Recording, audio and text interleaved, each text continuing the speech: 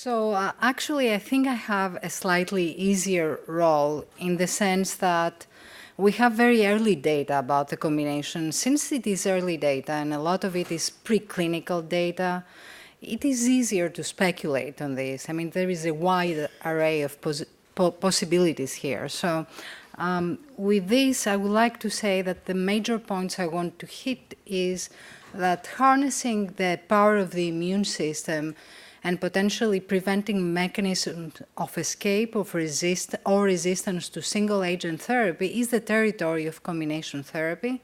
Combination therapy is, of course, more likely to elicit responses and increase response duration. Checkpoint inhibitors are addressing only one very powerful component of immune escape. And then there is promising data with combinations already, as I said, and also combinations of immunotherapy with cytotoxic chemotherapy and radiation therapy, although I'm not going to go into the radiation portion very much. So it is obvious, a picture speaks 1,000 words, why combinations are important. There are multiple ways to activate T cells. And T cell activation depends on a cascade of both stimulatory and inhibitory receptors that have to coordinate their activity in order for T cells to be able to kill tumor cells. And therefore, it would make inherently sense that we would try to combine our approaches in terms of therapeutic activity. Not only that, but there are T regulatory cells. There are not just effector cells that kill the tumor, there are regulatory cells, and these also express receptors. And we need to think of that part of the equation whenever we treat patients with lung cancer and other malignancies. And then there is a number of immunosuppressive factors in the environment, and those represent both obstacles to single-agent anti-PD-1 as well as therapeutic opportunities. So the landscape was very well laid out by Nair, so maybe I shouldn't repeat all of it, but I'm going to repeat some key points here to demonstrate that we still have a lot to do, despite the dramatic responses that we have seen with single-agent pembrolizumab in the frontline therapy and all other lines of therapy. There is still a big fraction of the patients that doesn't have expression or has lower expression that does not respond to these therapies. And also, there are disparate results between the two trials that we just saw, and it's hard to explain why. I know Nair tried to explain why at ESMO, but we still have a lot of questions. So I'm going to skip those slides because he already presented them, and I don't think you need to go through all of this here. But I'm going to go into the checkmate on 26 and actually look at what happened in this trial. And one simple explanation for the lack of benefit here would be that we selected the wrong threshold to treat the patients, more than 5%. But still, it represents a significant portion of the population, and it's partially overlapping with a portion of the patients that received pembrolizumab in the keynote trial and did receive benefit. So I do not believe that we have a full response of why the agent didn't work as well as we would have expected based on threshold only. And I think this was actually, skipping the slide here, I made the point yesterday, there is a subset of patients that appears to have benefit even in this otherwise negative trial, and that's the squamous subset of patients. We need to look why this happened. We don't have answers to these questions. And we also, I think Nair did this in his talk at ESMO. I looked at his slide. There are some imbalances that may explain what happened here. For example, female gender appears to be overrepresented in the chemotherapy subset here, as well as the PD-L1 positive subgroup, and that may have contributed. So we don't know anything about the interactions between gender, PD-L1 positivity and response, but those are all factors that may have played into the results. But the bottom line is that we have two separate studies that are speaking about the same question, coming up with different results. So our optimism about single-agent therapy being the answer for treatment is tempered quite a bit by this data. So I'm going to skip this here and say that some of the reasons why monotherapy can be improved upon is that despite the impressive results with the use of monoclonal antibodies in frontline, many patients are not cured. Certainly, we have conflicting results and different biomarker assays and different thresholds, and those only capture a side of the story because there are many other components that we don't have explanation for. And then we think that we have seen preliminarily data that suggests that combination strategies may be important to achieve deeper tumor responses.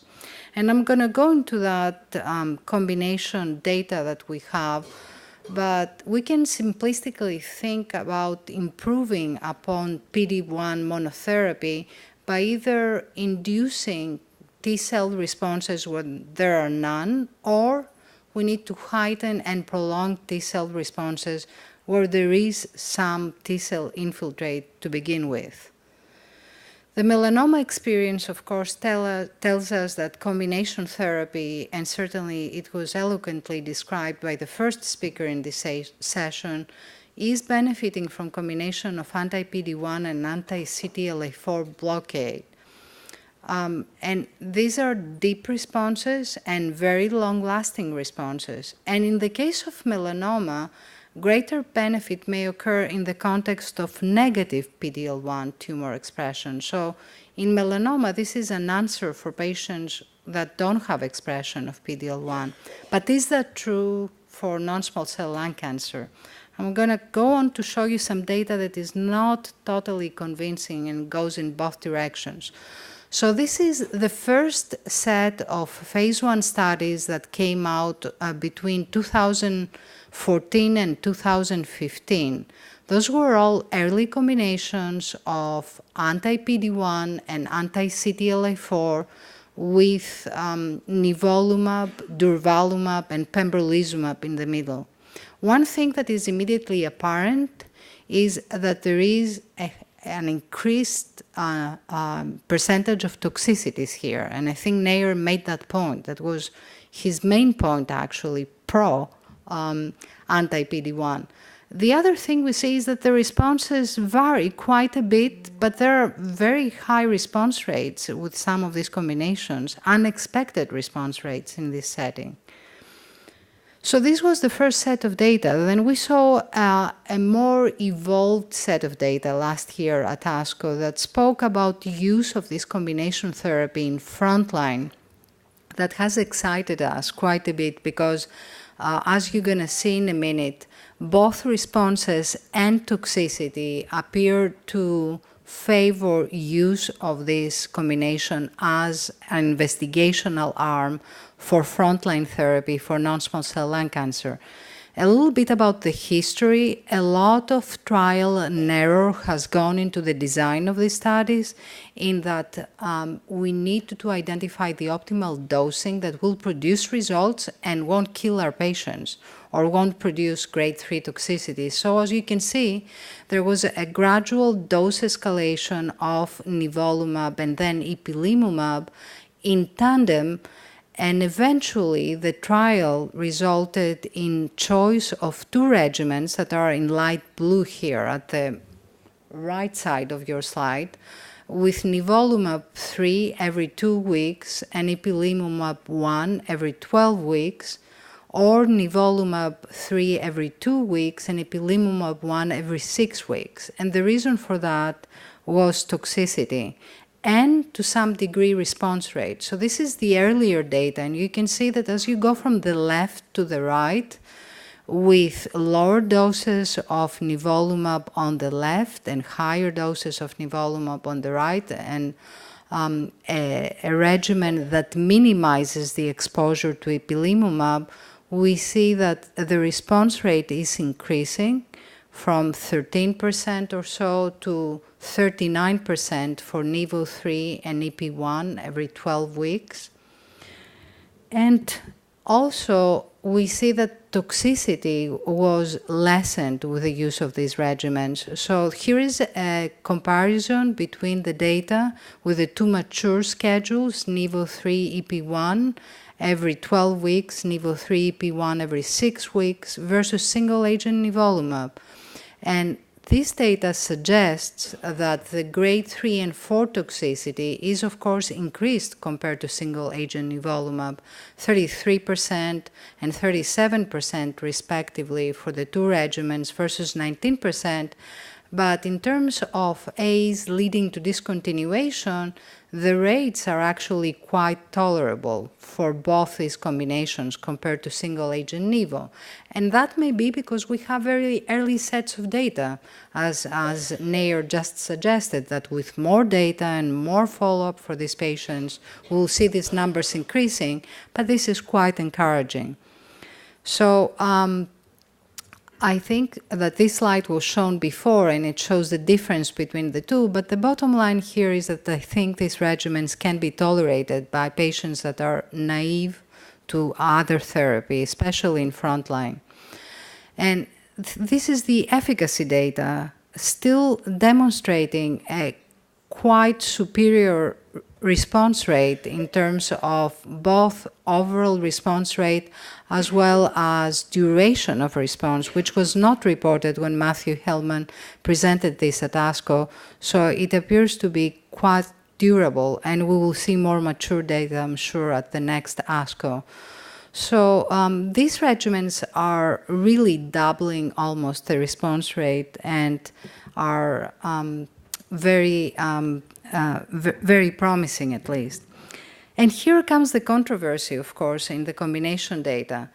If you look at this grading of responses by PD-L1 expression, you will see that this data entirely conflict with the data that we saw for melanoma. So here, the increased response is associated with an increase in expression of PD-L1, and that is true across the board for response rate, progression-free survival, as well as overall survival. And shown again here with grading by expression. But I wanted to make the point, and I think Nair showed this slide again, we also have some data that suggests results that we didn't expect, and here are the results for EGFR mutation. We all know, I think there was a quiet consensus in the room, that the monotherapy studies have not really produced response rates that were worthy of further consideration for EGFR mutated patients. But here, with the combination, we see in a limited number of patients that the response rates are there. So as you can see, for patients with EGFR mutations, and I don't know if my pointer can show it here, the response rate with monotherapy is in the range of 14%. Some people have said as low as 3%, depending on the data. But here, with the combination, you can achieve responses in up to 50% of these patients. So, encouraging data, contrary to what we believed before, and here is, I think, Nair, this is a slide that you presented at ESMO, showing exactly the same trend for progression-free survival and overall survival. So PD-L1 expression is correlating very tightly with benefit, both in terms of PFS and OS.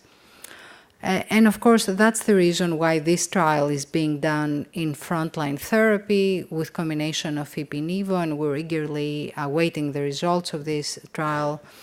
However, there is also the data from the combination of tremelimumab and durvalumab, and this is not going exactly in the same direction. So I apologize because this is a small table. I didn't realize these letters were so small. But if you can look at the difference here, so for this combination, the overall response rate, and I need to be looking at both, is actually going in the opposite direction. So patients with PD-L1 positive tumors versus PD-L1 negative tumors down here, the response rates are a little higher in the PD-L1 negative groups. So that could be the effect of a small sample size, or because we're talking about different agents, but certainly we're not seeing the same trend here. So this data is slightly confusing and argues towards looking at the PD-L1 expression more carefully in these combination trials. So the argument, though, remains that these combination therapies are resulting in unexpected responses and higher response rates than we would expect with single-agent monotherapy. This is the MYSTIC trial. It has completed accrual, and it's investigating this combination that I just showed you versus single-agent durvalumab and standard of care, and these results will be presented sometime in 2017, I think. So we'll find out, and this is the schedule of combination of durvalumab and tremelimumab, and you can see again the effort here is to minimize the exposure to the single-agent anti-CTLA-4 and maximize the exposure to anti-PD-L1. So what else can we do in terms of combination? I think there is a multitude of possibilities here, which makes the argument for combination therapy, and this is already being explored in clinic with several of the targets that you see: OX40, GITR, CD40, LAG3, VISTA, TIM3. They're all in early clinical trials, either alone or in combination. And the cancer immunity cell cycle was shown by the prior speaker, and I would like to make the point that there are other opportunities for combination here with early results, either preclinically or clinically, suggesting benefit from combination. And you can see the ones that I start here are anti-VEGF therapy, as well as the combinations with anti-PD-1 and IDO inhibitors. But there are a number of possibilities, including vaccines, and I think the next speaker will discuss, or one of the next speakers will discuss some of these, as well as combinations with TLR agonists and all the other agents that you can see here in this slide. The whole point of combination therapy is to subvert to some degree the microenvironment from a non-inflamed phenotype to an inflamed phenotype, and you cannot achieve that with single-agent anti-PD-1 therapy.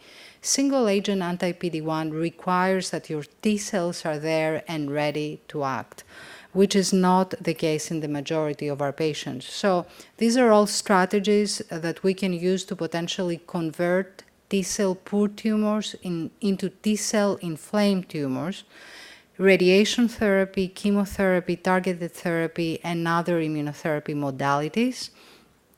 And this is another schema to show the same thing. Combination therapy can potentially prevent or overcome resistance to single-agent immunotherapy. And that is actually because several of the therapies have other systemic therapies do not have the same quality of toxicity. So you can easily combine immunotherapy with other modalities because there is non-overlapping toxicity. Some of this has been shown recently in clinical trials, but there was theoretical rationale for combination with chemotherapy that was generated prior to these trials. So one of the theoretical premises is that tumor cell death releases neoantigens and therefore aids in the recruitment of cytotoxic T cells and adds to tumor cell death. There is an entity that's called immunogenic cell death that can be produced by chemotherapy agents. And then some systemic therapies have been shown to influence the microenvironment favorably in combination with immunotherapy. So this is the trial that was presented at ESMO by Corey, and demonstrates that what we thought in theory may actually be true. Of course, this is a phase 2 trial, but the premise for this clinical trial is shown in this slide. And the results are actually suggesting that combining chemotherapy with immunotherapy results in superior objective responses. Time to response and duration of response is also superior for the combination. So there is hope there for combination therapy with chemotherapy. And I don't think my slides are advancing anymore, so somebody needs to help. Okay. Thank you.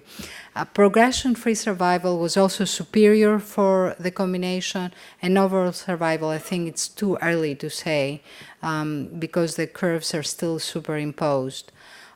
There was no correlation with PD-L1 expression with this combination. That's something that we need to keep in mind as we do these combination trials, because biomarkers may not be the same when we combine conventional modalities with immunotherapy. So I think we can conclude from this. I'm not going to read this whole slide here because these were the conclusions from the combination trial. This is quite feasible and encouraging and should be further explored, and this is being done. I would like to also say that there are combinations with molecularly targeted agents that are being explored. But we haven't seen many results because some of these combinations are quite toxic. We recently heard of the results of combinations of third-generation EGFR TKI with anti-PD-1 that was not tolerated, but there are a number of others that are being explored with rationale. And also, I don't have enough time to go through data with VEGF pathway inhibitors, but clearly VEGF upregulation is a mechanism of resistance to immunotherapy, and targeting VEGF is a clear path to improving T-cell recruitment and tumor infiltration, and therefore it's being explored in clinical trials. So I'm going to skip all these because I'm over time. In conclusion, I think that immunotherapy, combination therapy, harnesses the power of the immune system and potentially prevents mechanisms of escape, and it is more likely to elicit responses and increase response duration. We cannot just rely on single-agent immune checkpoint inhibitors because, as we see, a large number of our patients is not benefiting from this. And then we have already seen promising data with combinations, and we're eagerly awaiting more results in frontline therapy. The benefit with combination appears to expand beyond the PD-L1 positive patients, and toxicity is manageable, although Nayer would like you to believe that it's not.